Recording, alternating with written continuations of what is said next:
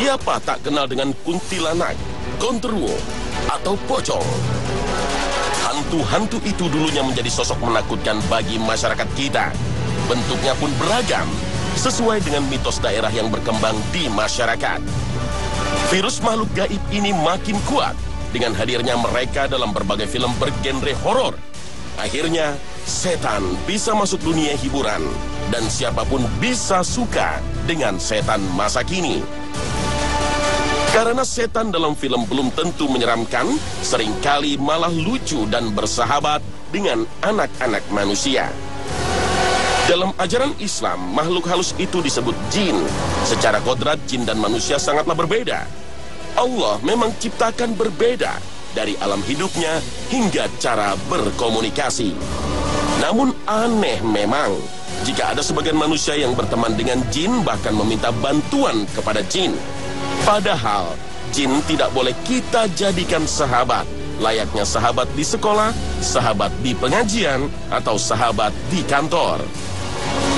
Perbedaan alam antara manusia dengan jin membuat kita, manusia, tidak bisa mengukur ketulusan dan kemampuan jin.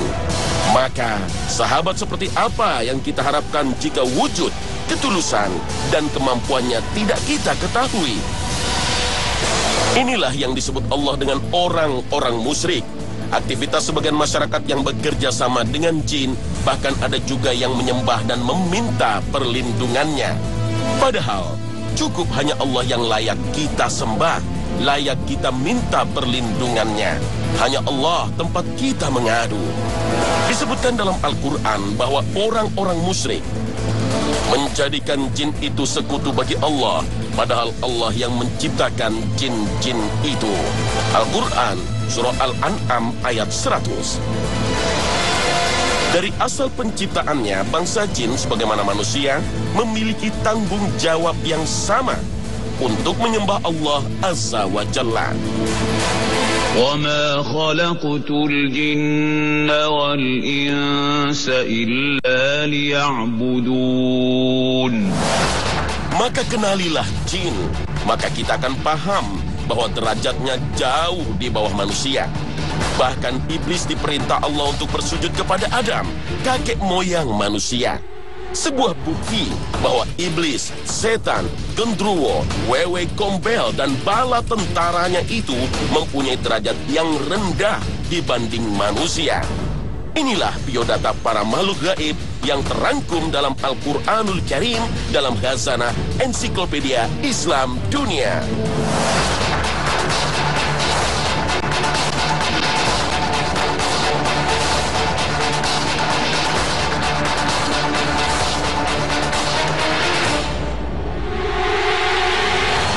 Assalamualaikum warahmatullahi wabarakatuh. Khazanah Ensiklopedia Islam Dunia kembali hadir untuk berbagi wawasan keislaman dan saling berwasiat dalam kebajikan. Semoga Allah Ta'ala senantiasa merahmati kita semua. Amin ya rabbal alamin. Allah Ta'ala menciptakan banyak makhluk, termasuk makhluk halus yang hakikatnya banyak yang tidak kita ketahui.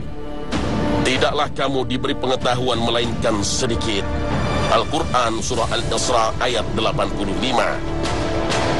Untuk mengetahui makhluk gaib, satu-satu jalan informasi yang kita dapat hanyalah melalui Al-Quran maupun hadis Nabi. Dalam Al-Quran setidaknya ada 5 kata yang menunjuk pada makhluk halus dari jenis jin, yaitu kata jin, jan, jinnah, iblis, dan syaitan. Misalnya dalam surat Al-Hijr ayat 27. Dan kami ciptakan jan sebelum Adam dari api yang sangat panas. Sebagian ulama berbeda pendapat apa yang dimaksud jan. Ada yang berpendapat jan adalah nenek moyang bangsa jin. Ada juga ulama yang menyatakan jan adalah iblis yang menggoda Adam. Menurut pakar bahasa Arab Al-Jauhari, jan menunjuk pada sekelompok bangsa jin sebagaimana disebutkan dalam firman Allah Ta'ala. Pada waktu itu hari kiamat, ins manusia dan jan tidak ditanya tentang dosanya karena mereka masing-masing telah menyadarinya. Al-Quran Surah Ar-Rahman ayat 39. Iblis termasuk bagian dari bangsa jin yang membangkang perintah Allah untuk bersujud pada Adam alaihissalam. Karena kesombongannya ia berkata, "Aku lebih baik darinya, Adam.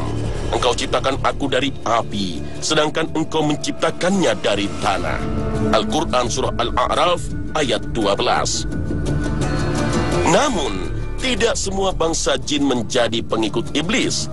Di antara mereka ada yang beriman dan taat kepada Allah, dan mereka bukan termasuk jin yang jahat, seperti ucapan bangsa jin yang diabadikan dalam Al-Quran. "Sesungguhnya di antara kami ada yang saleh, dan di antara kami ada pula yang tidak demikian halnya. Adalah kami menempuh jalan yang berbeda-beda." Al-Quran Surah Al-Jin ayat 13. Bangsa jin yang jahat inilah yang juga disebut setan. Mereka adalah anak keturunan iblis yang berusaha menggoda manusia untuk berbuat maksiat. Dan puncak dosa besar yang manusia lakukan adalah menyekutukan Allah. Allah telah mengingatkan dalam firman-Nya, "Patutkah kamu mengambil dia dan turunan-turunannya sebagai pemimpin selain dariku, sedangkan mereka adalah musuhmu? Amat buruklah iblis itu sebagai pengganti Allah bagi orang-orang yang zalim." Al-Quran Surah Al-Kahfi ayat 50. Setan merupakan sifat yang disematkan pada makhluk yang sifatnya membangkang, merusak, dan jauh dari rahmat Allah. Sifat ini tidak hanya milik anak keturunan iblis, tapi juga manusia. Seperti dijelaskan dalam surat An-Nas ayat 6. Setan yang membisikkan itu dari golongan jin dan manusia. Siapapun kita, jika jauh dari kebenaran dan selalu mengajak orang lain berbuat jahat, maka layak disebut setan. Inilah yang menjadi musuh para nabi sepanjang sejarah. Allah Ta'ala berfirman, "Bangsa jin memiliki kesamaan dengan manusia. Mereka dianugerahi Allah akal dan nafsu, sekaligus dibebankan kewajiban syariat untuk beribadah, menjalankan perintah, dan menjauhi larangannya. Namun bangsa jin memiliki sifat tersembunyi dan tidak terlihat oleh manusia, sementara mereka bisa melihat manusia. Sesungguhnya ia, iblis, dan pengikut-pengikutnya melihat kamu di suatu keadaan yang kamu tidak bisa melihat mereka." Al-Quran Surah Al-A'raf ayat 27. Lalu, untuk apakah Allah menciptakan iblis dan setan bagi manusia? Ibnu Qayyim rahimahullah dalam Syifa Al-Ghali mengatakan, hikmah yang dapat ditarik dari penciptaan iblis dan setan tidak dapat diuraikan seluruhnya, kecuali Allah Ta'ala yang maha mengetahui. Sebagian hikmahnya, dengan adanya iblis dan setan pula, manusia memohon perlindungan Allah untuk menolak keburukan dan menarik kemaslahatan.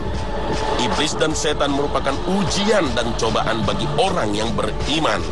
Sementara peristiwa pembangkangan iblis terhadap Allah juga bisa dijadikan peringatan bahaya akan serangan pasukan iblis kepada manusia.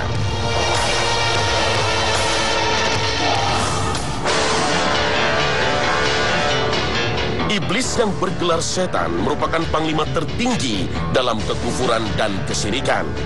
Iblis memiliki sifat dasar angkuh. Hobinya menyesatkan dan menjerumuskan manusia. Cita-cita utamanya, semua manusia masuk neraka. Ia mengemban misi sejak kelahiran Adam alaihissalam hingga hari kiamat. Karena Allah Ta'ala memberi tangguh kematian kepada iblis. Tak ada keterangan baik dari Al-Quran maupun hadis di manakah markas iblis berada. Sedangkan keturunan iblis dari bangsa jin ini hidup bermasyarakat sebagaimana manusia. Mereka juga terdiri dari jenis kelamin laki-laki dan perempuan, kemudian melahirkan banyak keturunan.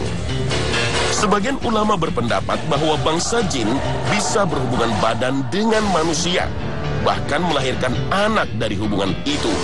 Pendapat ini merujuk pemahaman firman Allah, "Dan berserikatlah dengan mereka pada harta dan anak-anak serta berjanjilah mereka. Tidak ada yang dijanjikan oleh setan kepada mereka, melainkan tipuan belaka." Al-Quran Surah Al-Isra ayat 64.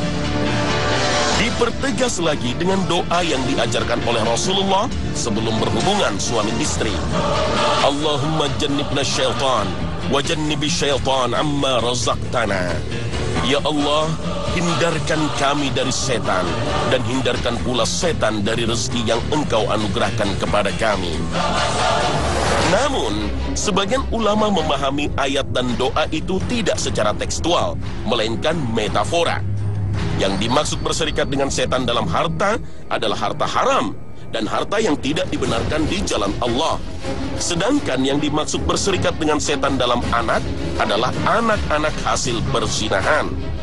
Begitu pula dengan doa sebelum hubungan suami istri, lebih bertujuan menciptakan suasana spiritual dan kedekatan dengan Allah. Karena pasangan suami istri yang selalu berzikir pada Allah akan mempengaruhi perkembangan jiwa anak. Wallahu a'lam bissawab. Bangsa jin juga memiliki syahwat sebagaimana manusia. Tak mengherankan jika banyak orang yang dirasuki jin karena disukainya. Kejadian ini sering ditemukan dalam terapi ruqyah. Bangsa jin yang merasuki seseorang mengaku jatuh cinta padanya.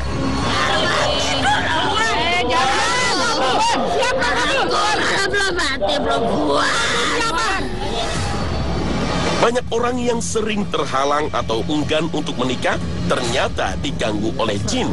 Begitu pula orang yang memiliki orientasi seks menyimpang, misalnya menyukai sesama jenis, merupakan salah satu bentuk gangguan jin. Suka atau tidak suka, itulah langkah-langkah jin. Bahkan, jin bisa masuk dalam logika otak manusia dan merasuki dalam frekuensi mimpi. Jin mampu menjelma menjadi seorang perempuan cantik atau lelaki tampan dan muncul berulang dalam mimpi. Karena itulah orang yang terlalu sering mimpi basah merupakan salah satu gangguan jin. Rasulullah telah mengajarkan kepada kita untuk selalu berdoa sebelum memasuki kamar mandi. Allahumma inni a'udzubika minal khubuthi wal khaba'ith. Ya Allah, aku berlindung kepadamu dari gangguan jin lelaki dan jin perempuan. Dengan doa inilah, insya Allah menutup pandangan jin untuk melihat aurat kita saat mandi. Karena setan akan tertarik dengan perilaku yang menyimpang seksual. Lalu bagaimanakah sesungguhnya bentuk jin? Jin suka tinggal di tempat-tempat yang tidak dihuni oleh manusia, seperti padang pasir, hutan, dan lautan. Jin juga suka tinggal di tempat-tempat yang telah ditinggalkan oleh manusia, seperti rumah kosong dan bangunan yang tidak dipakai. Ada juga jin yang tinggal di rumah-rumah yang ditempati oleh manusia. Jin yang beriman akan senang tinggal bersama orang beriman. Sebaliknya, jin yang kafir dan durhaka juga akan senang tinggal dengan manusia yang memiliki perangai yang sama seperti dirinya. Patung dan lukisan makhluk hidup juga biasa ditempati jin. Bangsa jin gemar menempati pasar-pasar, tempat perbelanjaan, dan tempat hiburan untuk menggoda manusia agar lalai dari batasan halal dan haram. Ada juga di antara mereka yang tinggal di tempat-tempat pembuangan sampah. Karena salah satu makanan jin adalah tulang belulang, sisa makanan manusia. Sebagian mereka juga ada yang menetap di toilet dan tempat kotoran lainnya. Banyak hadis yang menyatakan jin berkeliaran saat menjelang matahari terbenam dan pada waktu gelap. Rasulullah bersabda, pada awal malam atau pada saat kalian memasuki, lindungilah anak-anak kalian karena setan berkeliaran pada saat itu. Apabila awal malam telah berlalu, biarkan mereka dan tutuplah pintu serta sebutlah nama Allah, karena setan tidak mampu membuka pintu yang tertutup jika disebut nama Allah ketika menutupnya. Hadis riwayat Bukhari, Muslim. Bangsa jin makan dan minum, tapi tidak ada keterangan baik dari Al-Quran maupun hadis yang menjelaskan bagaimana cara mereka makan. Dalam sebuah hadis riwayat Muslim, Rasulullah mengajarkan kepada kita untuk makan dan minum dengan tangan kanan dan tidak menggunakan tangan kiri sebagaimana setan. Suatu ketika Rasulullah melihat seseorang yang makan tanpa membaca bismillah. Tapi pada suapan terakhir, ia membaca Bismillah awwaluhu wa akhiruhu. Maka Rasulullah tertawa dan bersabda, setan tadinya terus makan bersama dia. Ketika dia membaca Bismillah, setan memuntahkan apa yang telah masuk ke perutnya. Hadis riwayat Ahmad, Abu Daud, dan An-Nasa'i. Logikanya, jika setan makan dan minum, maka mereka pun buang air besar dan air kecil. Ternyata dalam sebuah hadis disebutkan, orang yang tidur pada saat matahari terbit dan ia belum sholat subuh, setan telah kencing di telinganya. Para ulama berbeda pendapat memahami hadis-hadis ini. Apakah bermakna hakiki atau metafora? Wallahu a'lam. Jin dan manusia berada di alam yang berbeda walaupun mendiami bumi yang sama. Bangsa jin diberi kemampuan yang tidak dimiliki manusia. Antara lain, jin mampu melihat manusia, sedangkan manusia tidak mampu melihat jin dalam wujud aslinya. Karena itu, orang yang mengaku melihat sosok asli jin, dipastikan orang itu berbohong atau mungkin orang itu sudah bersekutu dengan jin, hingga apa yang dilihatnya sesungguhnya penglihatan jin dalam tubuhnya. Kecuali jika jin tersebut berubah bentuk ke dalam wujud lain, misalnya dalam bentuk manusia atau binatang. Perubahan bentuk ini tidaklah mudah bagi bangsa jin, karena mereka harus melakukan ritual dan membaca mantra-mantra tertentu yang diajarkan oleh tukang sihir dari kalangan bangsa jin. Dalam hadis lain, Rasulullah SAW juga pernah menceritakan kejadian saat beliau sholat dan diganggu oleh jin. Sesungguhnya setan merintangiku dan berbuat kasar kepadaku untuk merusak sholatku. Namun aku diberi kekuatan oleh Allah untuk mengalahkannya hingga aku pun mencekiknya. Sungguh muncul dalam diriku keinginan untuk mengikatnya pada salah satu tiang di masjid hingga pagi agar kamu dapat menyaksikannya. Namun tiba-tiba aku teringat ucapan saudaraku Sulaiman. Ya Tuhanku, ampunilah aku dan berikanlah aku kerajaan yang tak layak buat seorang pun sesudahku. Maka aku pun mengusirnya dalam kehinaan. Hadis riwayat Bukhari dan Muslim. Bangsa jin yang memiliki kemampuan berubah bentuk dan melakukan penampakan terhadap manusia, baik berwujud manusia ataupun binatang, maka mereka akan terikat dengan hukum di alam manusia. Mereka bisa disentuh, dipukul, atau dibunuh, sebagaimana dikisahkan dalam berbagai riwayat. Dalam hadis Nabi, kita juga memperoleh informasi bahwa ada binatang yang dapat melihat jin, bahkan malaikat. Jika kalian mendengar gonggongan anjing atau suara keledai, mohonlah perlindungan Allah karena melihat apa yang kalian tidak lihat. Hadis riwayat Abu Daud. Dalam hadis lain juga dijelaskan, suara ayam berkokok tanda binatang itu melihat malaikat.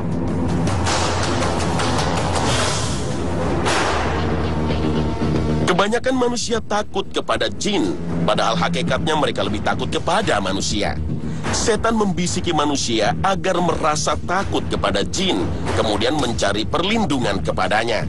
Karena itulah mereka begitu tersanjung ketika ditakuti oleh manusia.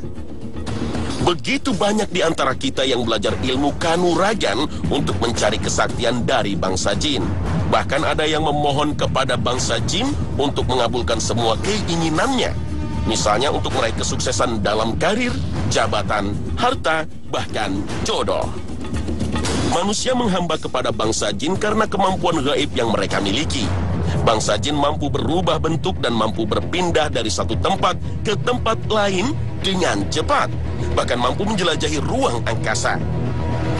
Mereka dengan mudah mendengarkan pembicaraan para malaikat dan mengetahui peristiwa yang akan terjadi di bumi, kemudian menyampaikannya kepada tukang ramal. Namun sejak diutusnya Nabi Muhammad, kemampuan bangsa jin sangat dibatasi.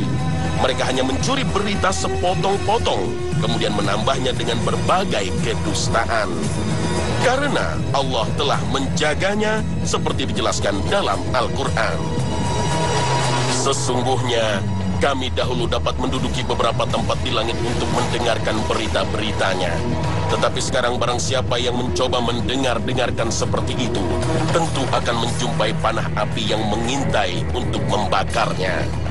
Al-Quran Surah Al-Jin ayat 9. Sifat jin adalah mengelabui manusia dengan sihir, seperti kisah para penyihir Fir'aun yang merubah tali-tali menjadi ular.